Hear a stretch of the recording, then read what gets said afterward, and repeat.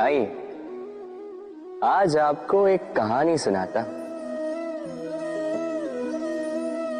एक बार एक नेत्रहीन व्यक्ति गया मंदिर ईश्वर के दर्शन प्राप्त करने। अब जब वहां उपस्थित लोगों को यह ज्ञात हुआ कि यह व्यक्ति नेत्रहीन है, तो कुछ लोगों ने उसका उपहास उड़ाना प्रारंभ कर दिया। वो जिसकी स्वयं की दृष्टि ही नहीं, क्या करने आया होगा यहाँ? कदाचित ईश्वर से शिकायत करने आया होगा कि क्यों आपने मुझसे मेरी दृष्टि छीन ली। किंतु इन सभी बातों से उस नेत्रहीन व्यक्ति ने स्वयं को पीड़ित नहीं होने दिया। वो मुस्कुराया और उसने केवल एक बात कही, माना कि मेरे भाग्य ने मुझसे मेरी दृष्टि छीन ली, किंतु मैं अभागा नहीं, क्योंकि मेरा ईश्वर वो मुझे देख सकता है।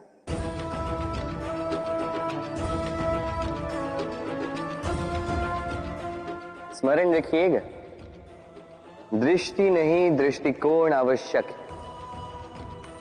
यदि आपका दृष्टिकोण शुभ हो तो अशुभ में भी शुभ स्वयं दिखने लगता है और मन प्रसन्न होकर कहता, राधे राधे।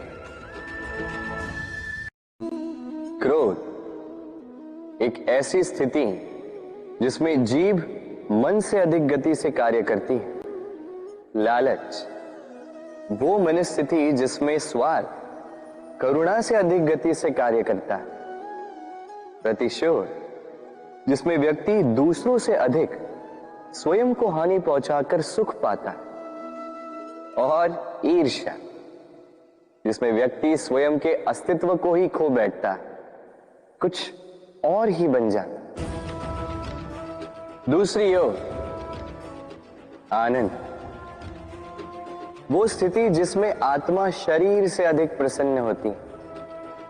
और प्रेम वो परम भाव जिसमें हमारा दुख सब में बट जाता है और सबका सुख हम में आ जाता है। तो आपको क्रोध, ईर्ष्या, लालच और प्रतिशोध में रहना है या आनंद में रहकर प्रेम से ये जीवन व्यतीत करना है? निर्णय आपका है, क्योंकि मैं तो अपना निर्णय कब का ले चुका। राधे राधे। यदि जांचने जाओ तो ऐसा कोई रत्न नहीं जिसमें कोई खोट ना, किंतु यदि मन में बसा तो प्रत्येक रत्न हमारे लिए सर्वश्रेष्ठ।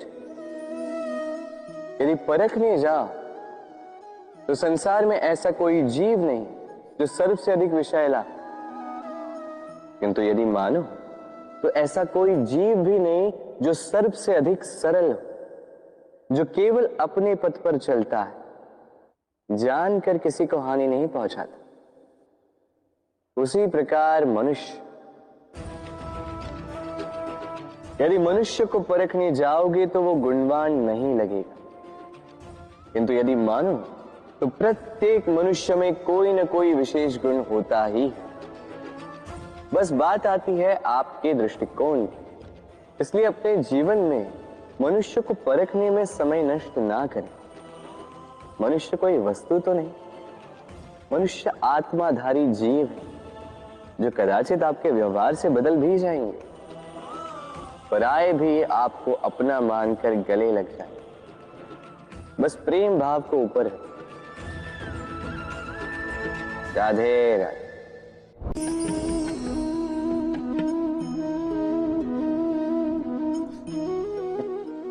इस पात्र का महत्व हमारे जीवन में हम भली भांति जानते हैं।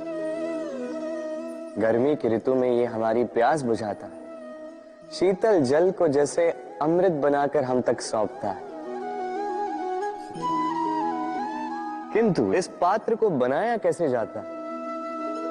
क्या इस प्रक्रिया के विषय में आपको ज्ञात है?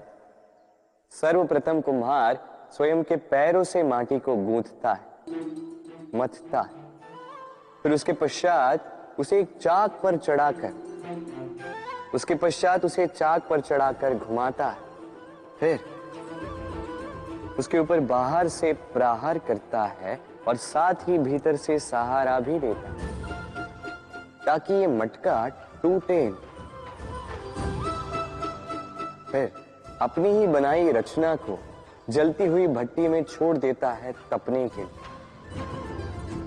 और उसके पश्चात शीतल जल देने वाला ये पात्र हमें प्राप्त होता है।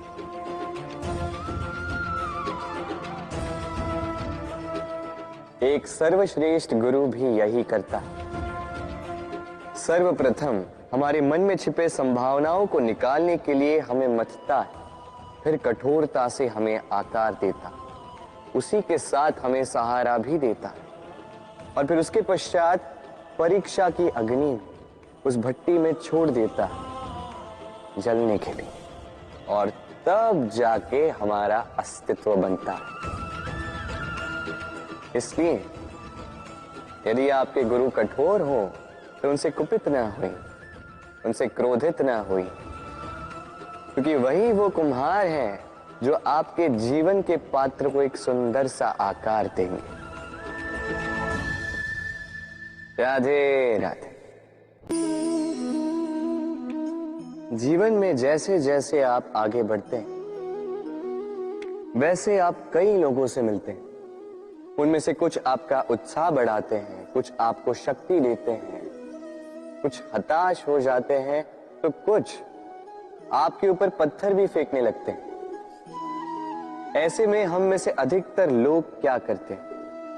दूसरों के कर्मों के कारण स्वयं विचलित हो जाते हैं, क्रोधित हो जाते हैं उन पर, उनसे लड़ते हैं, उन्हें कोसते हैं, प्रतिशोध की भावना लेकर उन्हीं के फेंके हुए पत्थर पुनः उन्हीं के पास फेंकने का प्रयास करते हैं।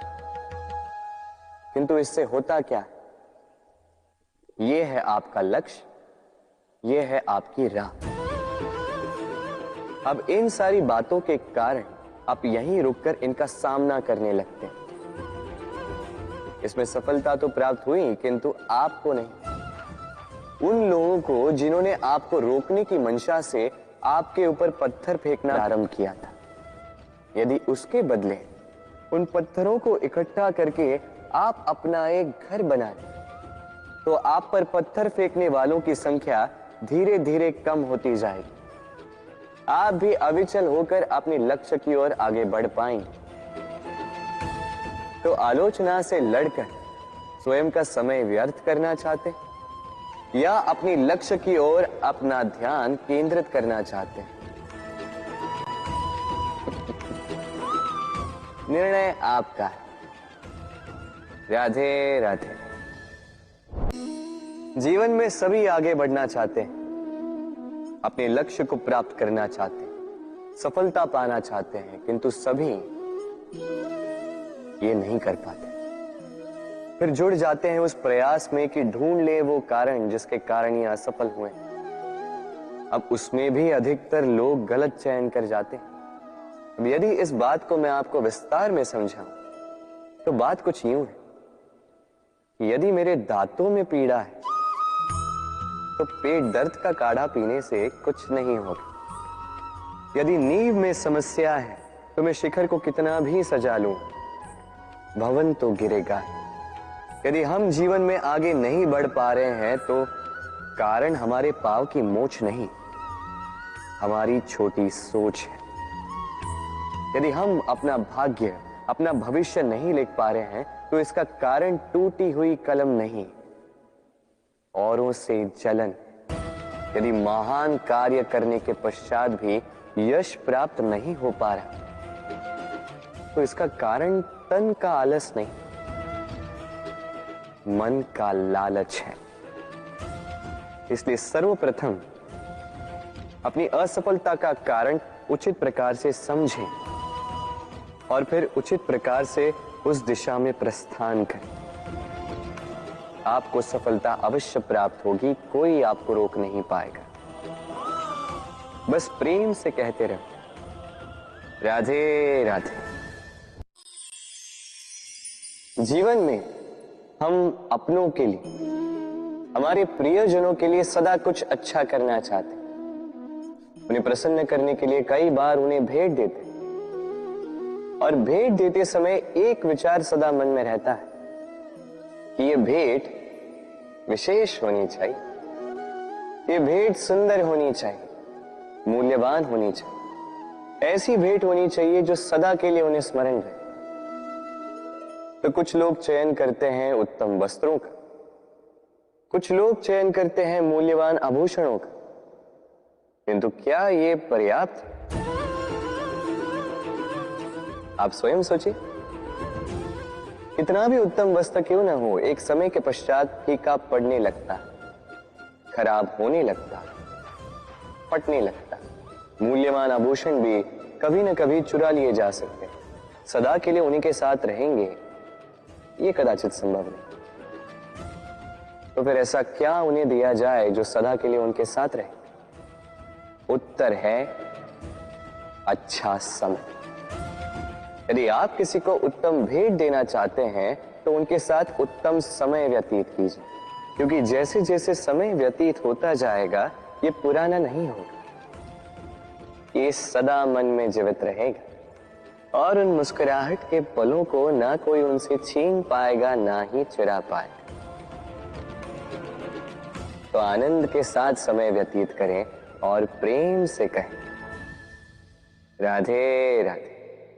जीवन में कभी कभी आपने क्या पा लिया, उससे भी अधिक महत्वपूर्ण यह है कि आपने क्या त्याग दिया। किंतु किन किन बातों से सावधान रहा जाए, ध्यान से सुनिए।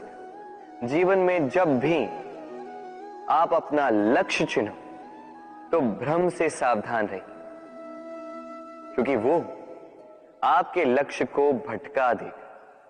जब यात्रा करो तो आलस्य से सावधान रहिएगा, क्योंकि वो आपको आपकी यात्रा पूर्ण करने देगा नहीं। जब भी न्याय करो तो मित्रों से सावधान रहिएगा, क्योंकि वो आपकी न्याय करने की शक्ति को दुर्बल बना देता।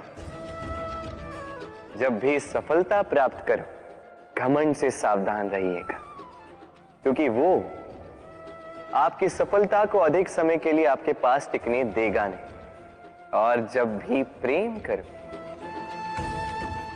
स्वयं से सावधान रहिएगा, क्योंकि मैं आपको कभी हम बनने नहीं देगा।